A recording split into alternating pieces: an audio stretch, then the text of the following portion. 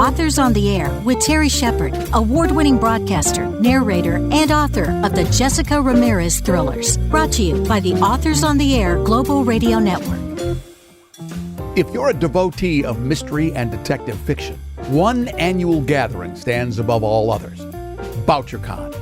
The Anthony Boucher Memorial World Mystery Convention is held each fall in a different city, hosted by volunteers, and attended by fans, authors, agents, booksellers, publishers, and anyone who enjoys mystery and crime fiction. This year, Bouchercon 2023, subtitled Murder at the Marina, will be held August 30th through September 3rd at the Marriott Marquis at the San Diego Marina. A wide array of panels, tours, events, and the annual Anthony Award celebration fill attendee dance cards. And our guest is the chairperson of the event, author, marketing professional, and railroad enthusiast, Kim Keeline.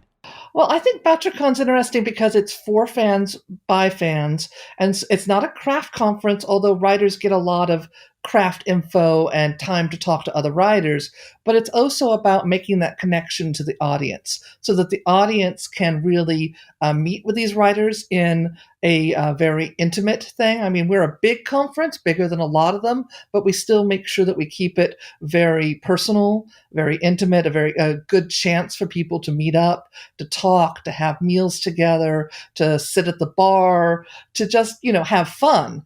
And it's not just, here's a presentation.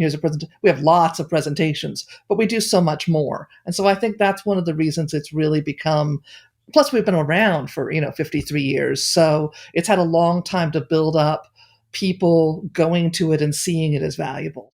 And this year, Southern California plays host to Bouchercon. This year, it's San Diego, America's finest city. 2023, Bouchercon San Diego, Murder at the Marina, read The Crime Wave. So we're going to be having a lot of fun. On the website, I'm starting to add ravens to it, little crows coming through, so that, you really get that sense of there's things going on, which there will be lots of things going on. For over 50 years, Bouchercon has been one of the premier conferences for readers and writers in the world. What's this year's projected attendance?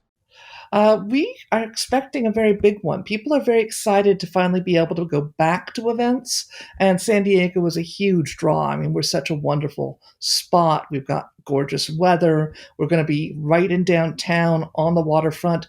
So we're expecting between 1,500 and 2,000 people, which is huge. But we work really hard to make sure it never feels too huge. Bouchercon always attracts an array of literary luminaries. And I am really proud of those. I think that's another reason why we're getting so many people, is because we've got people like, David Baldacci and Anne Cleves and C.J. Box and Jacqueline Winspear, Kate Carlisle, the cozy author, Our toast of honor is Naomi Hirahara, who's a really up-and-coming star. She's amazing. I mean, we've got all these great people. Our fan guest of honor is Drew Ann Love, who has an amazing cozy blog. I mean, these are people know. They're really familiar with them. Over half of them have TV shows and movies based on their stuff. So there's a lot of chances for people to have interacted with them in the reading and watching of them, which means the idea that you get to meet them, talk to them, hear their interviews. It's exciting. I mean, I'm thrilled. I mean, I'm a huge Anne Cleves fan, and I've never met her. So this was my chance to really have a chance to meet her. And Bouchercon isn't just for writers. A large percentage of the attendees are readers. Oh, absolutely. That's one of the things I think we do really well, is these people are coming here to interact with you. That's what they want. They want to be able to make those connections and have people realize they're humans too, and they're fun, and they can be talked to, and, it's wonderful. Why do so many authors prioritize Bouchercon as their premier conference each year? If they've done a Bouchercon before, they're going to know they're going to meet all these great people. Many people make friends and they meet up every year to get together with them. They're going to meet people who've never read their books. They're going to meet people who are huge fans and love their books. They're going to get a chance to talk to them. They might have some fun, give away some swag, maybe do a little raffle of a book. get to talk on panels, really good panels, because we work really hard on making sure our programming is interesting, so they don't have to talk about, hopefully, just the same old thing they talk about at every conference, because some people get really tired of I have to tell this story again. So we work on trying to make sure that they're getting a real chance to maybe talk about a topic that they'd love to talk about that they haven't had a chance to do. So we try that real hard. I think that everyone has to balance, but the fact that we get big names and big names coming back over and over again indicates that people are finding it valuable as an author. And of course, the readers love it. Many attendees say the networking opportunities at Bouchercon are priceless. Oh, absolutely. I think that going to these events, I feel so much more a part of the community. I know more authors than I ever did. I'm exposed to more people that I would never have read necessarily. But then once I pick up their book, I'm like, this is amazing. Why did I not know about this person?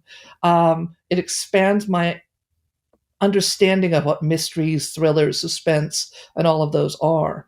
And then I meet all these great people who then I follow on social media and I get to talk to. I mean, Terry, I met you through various things that I was active in the community. And now I get to talk to you on a podcast, which is awesome. It was so great to be at Bouchercon 2022 in Minneapolis after a couple of years with no conference due to COVID. It felt like a family reunion. I loved it. I'd never been in Minneapolis before. I don't get to see a lot of the city because I tend to spend all my time with the people there at the event. But it was still wonderful going into the city and realizing I'm looking forward to this.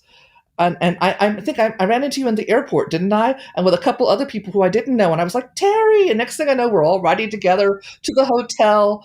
Some of them were fans. Some of them were authors. But we all knew we were going to the same place. And so we just piled in together, next thing I know, and we're at the hotel and we're all signing in. And it felt like family getting together. Bouchercon is an international organization, but it's also immensely local. What happens is there's somebody in a city somewhere who goes, gee, I would really like to have a Bouchercon come to me. And Bouchercon says, well, that's great, but you need someone who will organize it. National doesn't organize the individual conference. They show you how to do it. So then a local organizing committee has to get together. They put together a bid. That bid goes to Bouchercon, and Bouchercon says, yeah, we think you can do it. You've shown us enough info. We see that you have a good spot. We have an opening this many years out. Do you want it? And then the membership votes, yes, we would be really interested in going to that city in that year. And then you have those years to plan. So we've been planning San Diego for about 3 years. Which is about as short as you want to do for a conference like this. So we immediately started with figuring out who's the guest of honor, what's our theme going to be. We had to sign the hotel contracts, and then we went up from there. And so now that we're in the crunch year, it's like, oh my goodness, there's so much to do. The next few months for me are going to be really crowded because I am the chair. I'm the person who keeps everything going on the local side and make sure that we are living up to what we said we would do to National, who's constantly watching over my shoulder and going, are you on time? Do you have this done? I was just in a talk yesterday where they're like, so you're supposed to have this done. I'm like, yeah, about a week. I'm still about a week out. I promise it's getting done. Bouchercon honors William Anthony Parker White, better known by his pen name, Anthony Boucher. So Anthony Boucher's a really interesting guy. He was a writer, he was a reviewer, he was a critic. So he was doing all those things, and he was writing about mysteries and sci-fi. But Bouchercon really obviously is taking off on the mystery side of his interest, which he was fascinated by and was heavily involved in the community. And it really honors him. It's funny, I go to places where they don't know who he is, and they're like, Bouchercon? And I'm like, no, Boucher. It's named after Anthony Boucher, and our award's called the Anthony Award because we really are honoring this man who was really influential, although not as well known today outside of the mystery community. People who are really into the history of mysteries know him, but a lot of modern readers have kind of forgotten him, which I think is a shame because he did some really amazing stuff. Including his involvement with the Sherlock Holmes radio series starring Basil Rathbone and Nigel Bruce. Oh, absolutely. And of course, we always have at least a panel or two that have people who are doing Sherlock Holmes stories nowadays. There's always a lot of interest in. I'm a huge Sherlockian fan. I was married on his birthday, which is January 6th, by the way. Um, so, Sherlock Holmes, all of these great writers. Boucher was one of these people who was really making sure that the great writers of mysteries were being talked about, being remembered, continue to live on, and also the new writers were being looked at and really championing the great in our literature, and noticing it's not just this genre that everyone thinks is kind of not that good. I mean, let's face it, sci-fi and mysteries, both being genres, have a tendency to people look down on them. He wasn't about that. One of the things I love about our genre's writing community is the supportive atmosphere. And you really feel that at Bouchercon. Oh, I agree. I mean, I've been amazed by how giving, caring the community is, how supportive. I have lots of people obviously volunteering to help out, to do things, to be involved. I know you'll be there. Authors on the Air will be there. We'll be all doing all sorts of exciting things. I mean, I have 26 panel slots filled with 6 panels at a time. Lots and lots of people who are going to be talking and presenting. And then I've got the interviews with all 7 of my people, my guests of honor and my Toastmaster. I've got special events and optional tours. I've got some entertainment that's going to be really fun. I'm talking to this group that they basically do readers' theater for short stories. So they're going to probably be presenting some short stories. Actual actors, performing short stories. I thought that would be really fun, mystery short stories. We've got Noir at the Bar, which if you've never done, is amazing authors who come up and read their short stories while everyone drinks. The Crime Writers of Color group is going to be doing a reception, promoting a bunch of authors with diverse voices so that we can, meet some people that maybe we haven't seen before, which is great. I'm a big supporter of that. I mean, the things that we do, it's so much fun, and I think that's why people come back. The diversity of Bouchercon attendees is reflected in the diversity of the conference's programming. And I read traditional, cozy, and historical mostly. And I'm going to have cozy spotlights. I've got a cozy and historical guest of honor. And of course, Anne Cleves, who's, I'd say, very traditional level. And then I've got other writers who are obviously in very different fields who are also fabulous. And then I'm going to have focuses on them. I'm going to do some California spotlights to try to spotlight some of our local authors so that people who maybe are thinking, I'd like to read something set in San Diego. Who's out there? Well, we've got some people. We've got some amazing authors in San Diego and LA and San Francisco who are writing, about their settings. Come listen to them. I think it's just wonderful. It's such a huge field: mystery, suspense, thriller, true crime, and in all of those, you've got historical and paranormal, and all these different things. It's like this huge blossom, and all these little petals, and it all makes up this one big thing. And it's variegated and different, and you go, okay, all of it's there in Bouchercon. It's just something. Bouchercon also publishes an annual anthology. When will we be hearing more about that? Very soon, actually. By mid-February, I think, is the date. So I know that the judges are going through their second round of judging right now. Holly West is our editor. It's going to be really wonderful. It's set with the idea of, San Diego, as I said, is America's finest city. So looking at a paradise, a place that's beautiful and gorgeous with death and crime and all those little more seedy things going on underneath. That's what the stories have to have.